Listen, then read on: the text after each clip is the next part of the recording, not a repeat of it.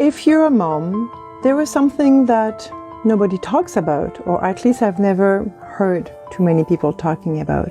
Being a mom involves a lot of grieving, and I've done a painting about that. I have created it for a collector of mine who went through the most horrific grieving that someone can go through, is losing a child, and sometimes losing a child even before you can meet your child. But there are so many ways that every mom grieves, and that's from the time that you're pregnant, when your baby stop breastfeeding and start taking steps, and there are stages and you don't even notice that those stages go through. And a lot of my paintings talk about the cycles and the stages of life.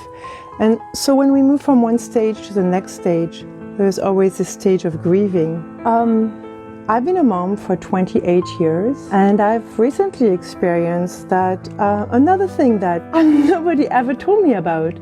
You always talk about when you grow up as a child, there is a time you become an adult and you have to cut the psychological umbilical cord, and that's like a natural, healthy process. And I celebrate it when my children do this, or when I did it with my parents. But on the side of the parents, we have to also cut the umbilical cord.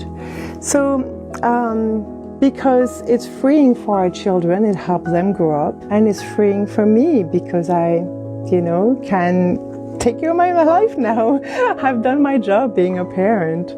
So this painting, I don't know if you know, but the placenta looks like a tree and has the water, and for all the crying that can happen at different stages of life and grieving. I've done a few versions of that painting, actually, one for my collectors, one for her midwife, and this is a third version I've done. I've sold prints, but hey, if you like this one, you'll find it on my website.